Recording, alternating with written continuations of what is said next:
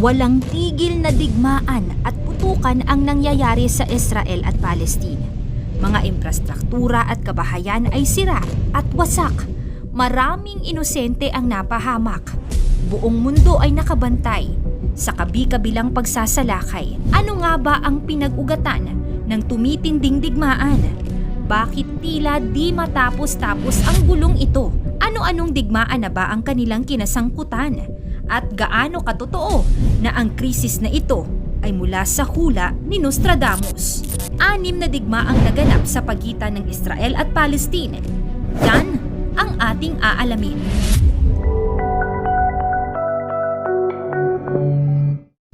Israel-Arab War, 1948. Nang umalis ang British sa pinag-aagawang lupain, United Nations ang naging responsable sa tensyon sa pagitan ng Jews at Arab.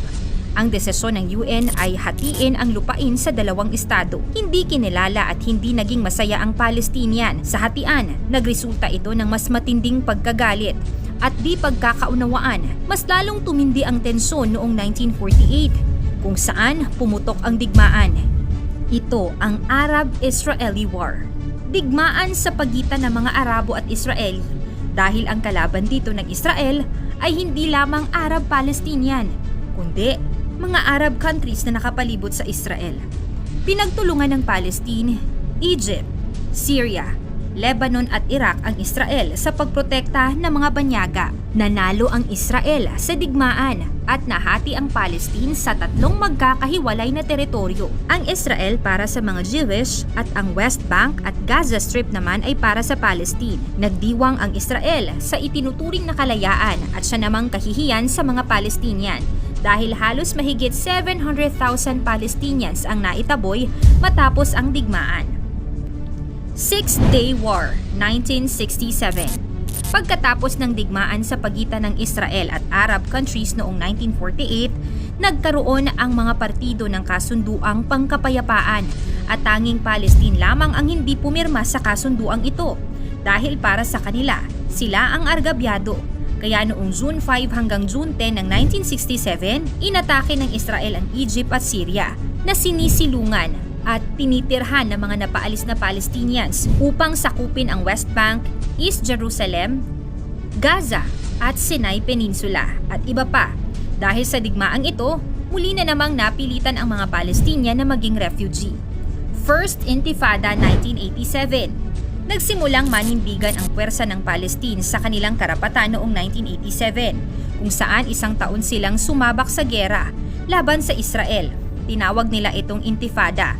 Isang Arabic word na ibig sabihin ay shaking off. Natapos lamang ito noong 1993 nang magkasundo ang 2 partido sa Oslo Accords. Sa panahon rin na ito, nabuo ang Hamas na hindi kumikilala sa Israel bilang isang estado. Sumiklab ang pangalawang intifada ng Palestine noong 2000 at nagtapos noong 2005 nang makontrol nila ng buo ang West Bank at Gaza. 2008 at 2012, pag-atake ng Israel sa Gaza bilang ganti. Naging tahanan ng 2 milyong Palestinians ang Gaza matapos talunin ng Hamas ang karibal nitong Arab group na Fatah. Taong 2008 nang muling umatake ang Israel sa Gaza. Tumagal ng halos 1 buwan ang marahas na palitan nila ng armas. Libo-libong sibilyan ang nasawi, kabilang na ang maraming mga sundalo. Sinundan ito ng panibagong sigalot noong 2012. Operation Protective Edge 2014. Matapos ang palitan ng atake ng 2 panig, nagdesisyon ng Israel na sakupin na ang Gaza at tinawag itong Operation Protective Edge. Tumagal ito ng 50 days na kumitil ng buhay ng halos 2,000 Gazans. Di tulad ng mga nakaraang alitan noong 2008 at 2012, ang ganting rocket fire ng Palestine ay tinarget ang mga malalaking syudad ng Israel. Natapos lamang ang digmaan ng namagitan ng US sa Egypt, Israel at iba pang malalapit na bansa na naiipit sa kaguluhan. Ang krisis ng Al-Aqsa 2021 at 2023. 2 taon pa lang ang nakararaan. Noong May 2021, ni-raid ng Israeli police ang Al-Aqsa Mosque sa Jerusalem, ang pangatlong pinakabanal na lugar ng Islam, upang mapaalis ang mga Palestinians sa East Jerusalem. Nagbunsod ito ng 11-day war sa pagitan ng Israel at Hamas na nagdulot ng maraming casualty sa parehong panig. Ngayong 2023, ang unang 9 na buwan nito ay naging talaan ng patuloy na tensyon sa West Bank. At nito lang ikapito ng Oktubre 2023, nasorpresa ang Israel nang sila ay atakihin at paulanan ng libu-libong missiles ng Hamas, isang anti-Israel terrorist group na naglalayong bawiin ang lupa ng mga Palestinian sa mga Israeli. Nagdeklara naman ng state of alert for war ang Israel upang gumanti. Libu-libong sibilyan ang sugatan, tinukot, nasira ang mga tirahan at napakaraming nasawi. Kaya itinuturing ito bilang deadliest attack sa kasaysayan sa loob ng isang dekada. Ayon sa military leader ng Hamas, umatake sila dahil sa matagal nang umiiral na barikada ng Israel sa Gaza, ang pagkimkim ng Israel sa mga lupang Palestino at ang di umano'y mga krimen na nagawa ng mga Hudyo laban sa mga Muslim, partikular na ang naging pag-atake nito sa Al-Aqsa Mosque. Sinagot naman ito ng Israel Prime Minister Benjamin Netanyahu ng isang deklarasyon ng digmaan sa Hamas at hindi sa Palestine. Pero ayon sa iba, ang digmaang ito ay ayon sa hula di umano ni Nostradamus na mangyayari ngayong 2023. 7 months, the Great War. People dead of evil doing. Ito ang linya sa isang hula ni Nostradamus sa kanyang sikat na aklat na Les Prophéties, o mga propesiya na naisulat ng ito ay nabubuhay pa. Sa taong ito ay inakala ng karamihan na ang hula ni Nostradamus sa digmaan ay patungkol sa digmaang nagaganap sa pagitan ng Ukraine at Russia.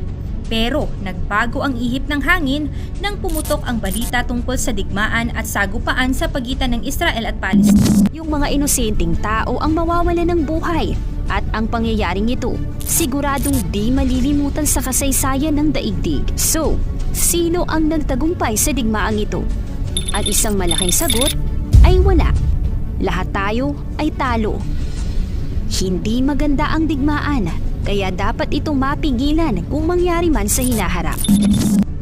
Hati ang opinyon ng mundo sa nagaganap na gyera. May nagsasabi na ang matagal ng hidwaan sa pagitan ng Jewish at Arab states ay isang agawan lamang ng lupain.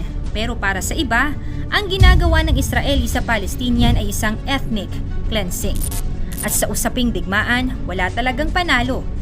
Dahil ang lahat ay talo, lalo na ang mga sibilyan, walang kinalaman sa digmaan na ang hiling lamang ay kapayapaan. Sa iyong palagay, sino ang dapat magparaya? At ano ang solusyon upang matigil na ang digmaan sa pagitan ng Israel at Palestine? Ikomento mo naman ito sa ibaba. Paki-like ang video, i-share mo na rin sa iba. Salamat at God bless.